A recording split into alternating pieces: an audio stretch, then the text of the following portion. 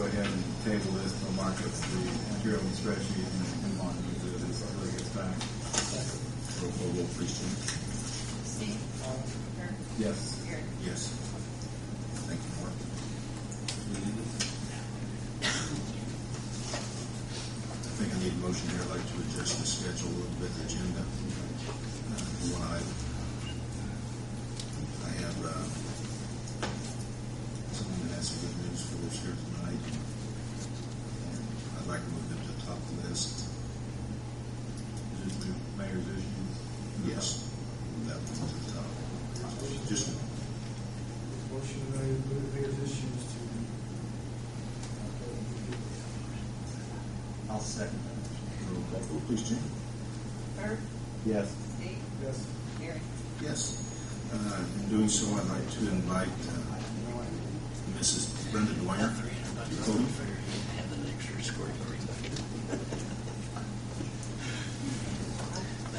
Good evening, Brenda.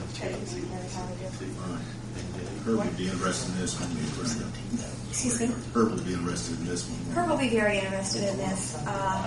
Herb was on the Board of Works when in 2003 I came to the board and requested a loan for a business that I had started in 2001 in the city of Greensburg. And at that time it was Brenda out the Winger computerized bookkeeping. Since that time I've been able to incorporate my business, and it's now Brenda out the Winger Incorporated.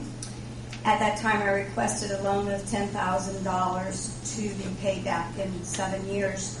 It's been 6 years since I've had that loan, and it's my pleasure tonight to pay that loan in full and complete in a year ahead of time.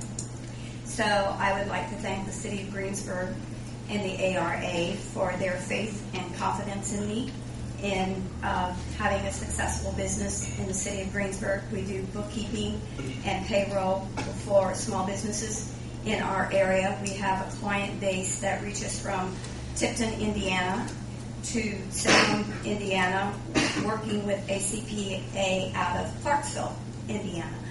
And at the time that I got the loan, we had a client base of 40 clients, and right now we would like to boast a client base of at least over 110 clients. At that time, I thought that I might be able to employ other people within the city. Been able to do that. I worked with a high school student, and she was with us with me part-time through high school and through her freshman and sophomore year of college, and has since moved on to a full-time position. I have Mrs. Teresa Heineman with me tonight.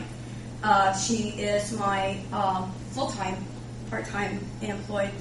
Terry works 3 days a week and works with the clients diligently, and I'm very proud to have her as my partner in working with me. We were also notified by the high school, and I think this is a very good thing. They requested that their top accounting student is seeking employment, and right now it's kind of hard to place students in other employment, and she will be getting her employment with our company on August the 24th, and we will have her on a part-time basis while she attends high school, finishes her senior year. We'll have her for the full senior year. So at this time, who would have liked my check? Okay. Let's try. Thank you. Brenda. Can we have a motion for applause?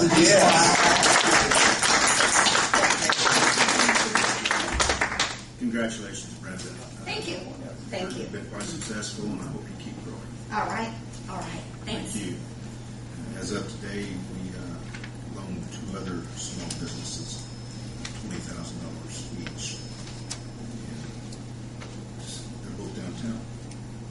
And it's so great to hear success stories like Brenda's come back from the money you lend out, because that's what it's for. And, the community benefits tenfold when that happens. So it's a great job, Ed and Brenda.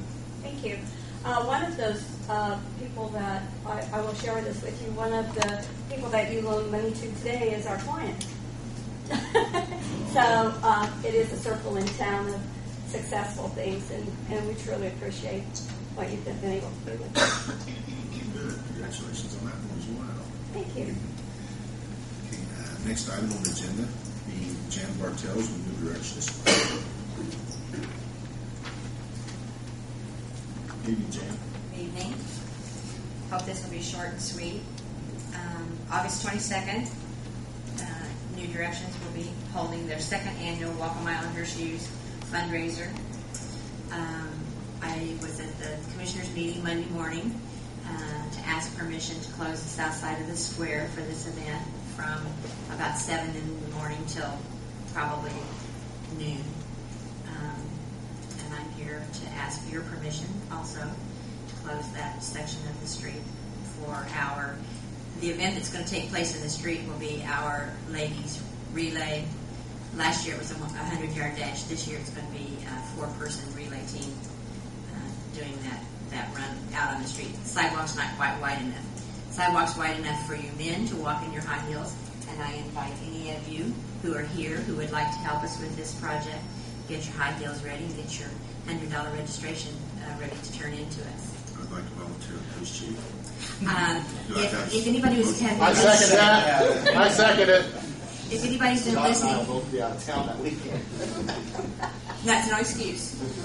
If anybody's been listening to the radio either last Friday or this morning, his name was mentioned several times as someone who must be out there. Neither was it. Pardon? Neither was it me, was it? No, it wasn't. No, it wasn't. But his name has been mentioned. I do have a commitment from our mayor to participate in our petty party this year, and I just got a commitment, I think, from Brian. Brian's going to see if he can participate with us. So it'll be a lot of fun. Brian's wearing a petticoat. I can get my nails painted. The challenge is on, by the way, for Mark Gravely from the radio station. We ambushed him last Friday to get him to participate, and someone called in and thought that Mark ought to defend his male pride and not walk, and there were lots of other people who called in and said, yes, Mark, you must. So the challenge is on to see whether Mark is going to walk or not going to walk, and he's hoping to raise $2,500 for us in that effort, and if he walks, he will be in full drag. So.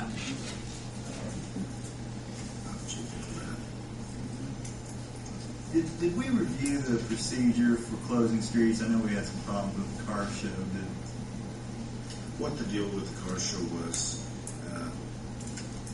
I went strictly by the audio of what was actually voted on, and the whole square was allowed to be closed on Friday evening, but then First Street to Broadway would not be closed until Saturday morning. And the situation was misunderstood, and the individual was trying to close Broadway down on Friday evening. One question I had, who is in charge of physically putting up those blocks? Is that the street department, is it the police department? Well, the street department is the only one that has the CMAT, but a lot of times we have to borrow the equipment from the county to get the job done because our backhoe isn't large enough to handle it. Now, with the car show, they use most of their own barricades.